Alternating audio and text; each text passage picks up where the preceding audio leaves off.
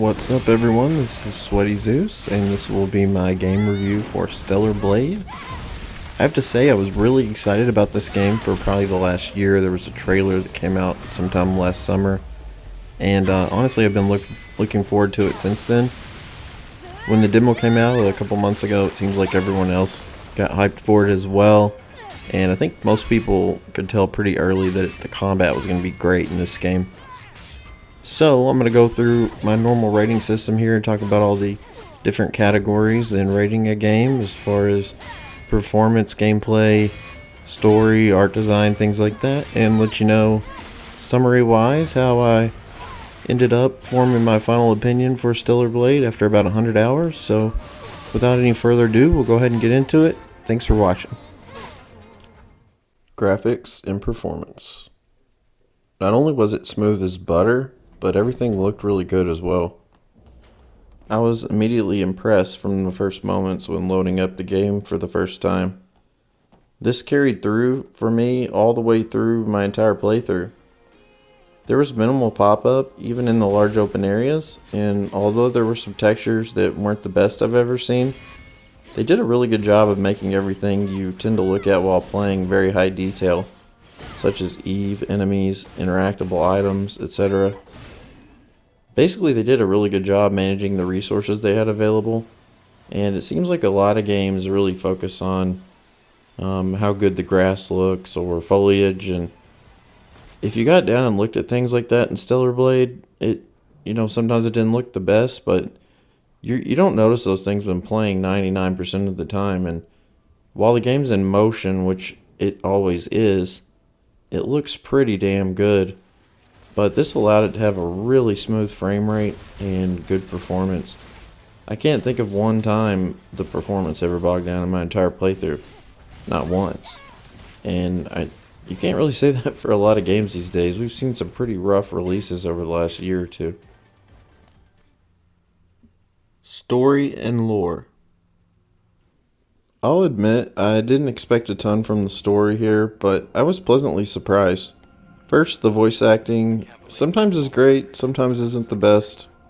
Though it was never awful or took me out of the game, it did feel wooden or almost AI created in places. I don't know if that's true, it just sounded like, and I did see a review, I think it might have been Angry Joe, where they were comparing Adam to AI. And it does sound like a real voice, but I don't know, after watching that, it kind of threw me off. But anyways, sometimes dialogue felt a little goofy or off, likely due to translation from the native Korean, but honestly, it gave interactions with NPCs that would normally bore me to tears a lively, fun kind of feel that made me look forward to them.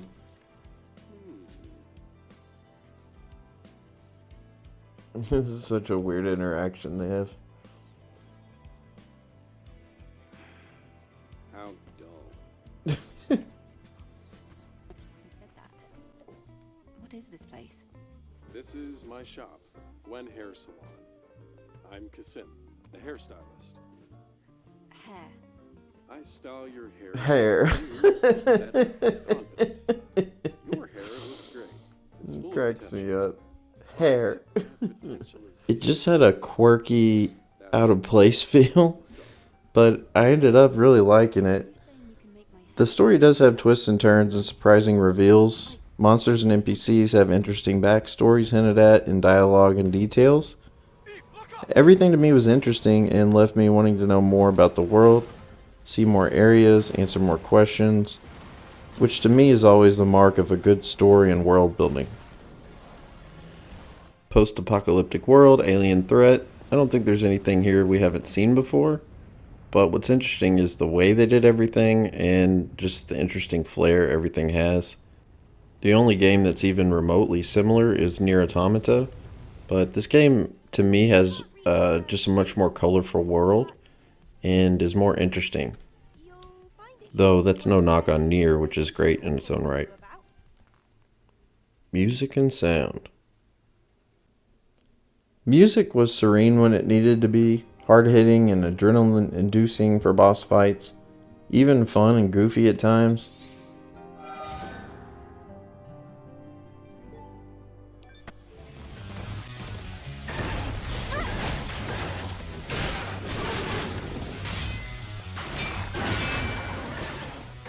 It all has that Korean flair present in Nier if you've ever played that, but feels more colorful and outgoing here. It's definitely not afraid to take chances, and in my opinion, it nails them every single time. I have seen a couple of people say one particular encounter late in the game, the music wasn't for them, but I loved it. One of the best soundtracks in a game I've ever played.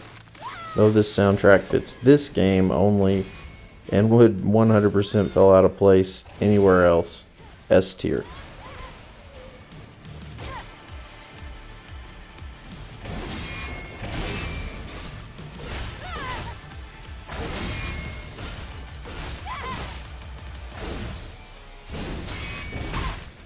Sound effects were top tier as well. The blade had different sounds depending on how you were swinging it and different combos and things. And parry sounded really good. Dodges had their own unique sound. All very positive.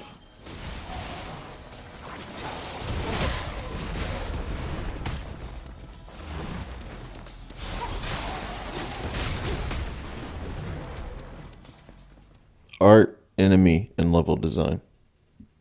Stellar Blade's colorful and interestingly beautiful considering most of it takes place in an apocalyptic wasteland or crumbling cities. It's really surprising. I wanted to go everywhere and see everything. Each level has its own motif and feel and never feels copy-paste. Although you can't climb everything, you can access most of what you can see, and there were lots of areas that you could see that took a bit of sniffing around for ledges or ways to parkour up to access them. Enemy designs were definitely their own thing. I can't compare their designs really to any other game. They were excellent and very detailed. Scary to look at, and most seemed connected to their locations without spoiling anything. Boss design and mini-boss design is some of the best I've seen in any action RPG game. There's one late game that's truly terrifying that stalks you for a bit, and that was definitely disturbing and pops to mind immediately when I'm thinking of the bosses. But all are intimidating via their agility, size, elusiveness, unreal strength, or combinations, some even all the above.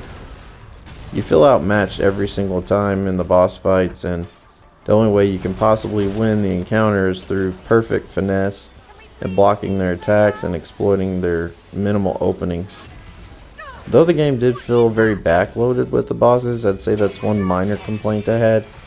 It felt like there was a good 20 to 30% of the game where there were no bosses. But you'll get plenty of them by the end. I would have enjoyed a few more in that early to mid game area. But yeah, like when you're done with the game, you'll feel like you faced plenty of bosses.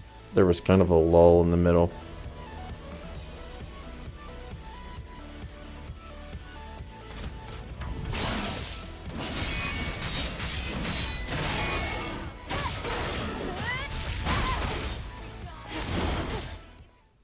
Gameplay.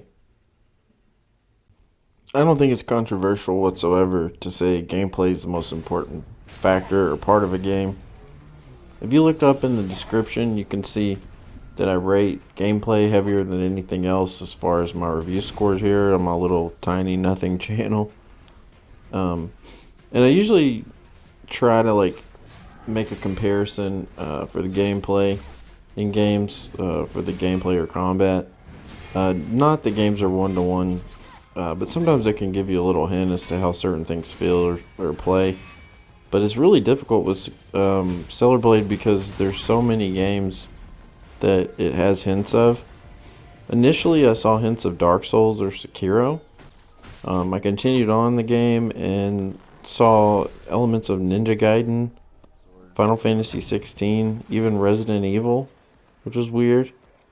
The parry system immediately reminded me of Sekiro, and it definitely comes the closest to emulating that fast-paced, frantic feeling of trying to time your deflections perfectly while larger, stronger enemies relentlessly swipe at you, only to have to, at a moment's notice, switch your attention to dodging their grapple or sweep.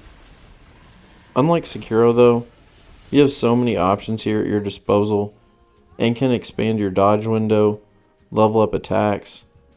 You even get an almost Spartan mode-esque ability. Menu skills gives you something to aspire for and save your skill points for.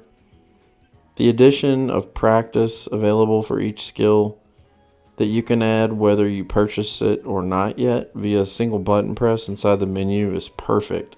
It's such a good addition, and it allows you to figure out whether you're going to like a skill or use it. You'll end up buying them all eventually, but super cool that it allowed you, and so seamless, allowed you to get into training and try a skill out before you purchase it.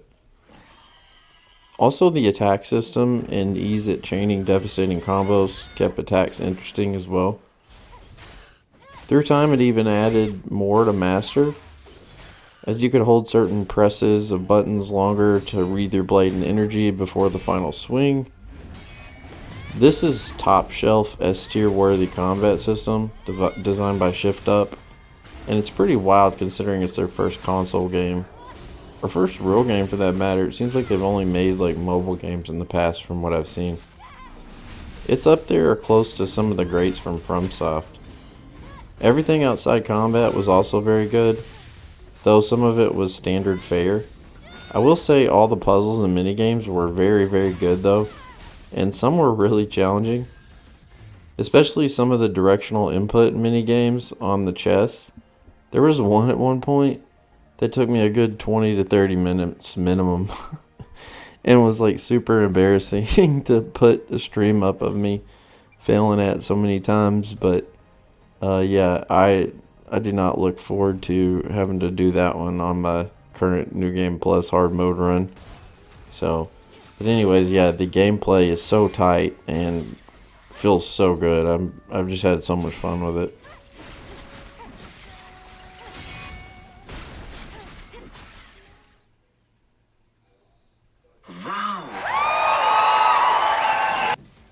Man, it's always so hard to get in everything I want to say on these reviews. There's just so much to mention with Stellar Blade, and I really can't think of any super negatives. There's only real things I could think of was there was a lull in the middle of the game where I would have enjoyed a little more challenge and some more bosses. But that's really it. I had so much fun with this game, guys. If you enjoy action games, action RPGs, Souls-likes, Ninja Gaiden, hack and slash, any type of games like that, you're gonna love this. There's really nothing to complain about, except for maybe the censorship, which was unfortunate, but I think that was more of a Sony thing than a Shift Up thing. I just hate when they mess with the director's creative vision, but anyways, I don't think it overshadowed the game. I still had a lot of fun with it. Just wanted to call it out. Thanks for watching, guys. I appreciate you stopping by. Please like and sub. And yeah, hope to see you around. Take care.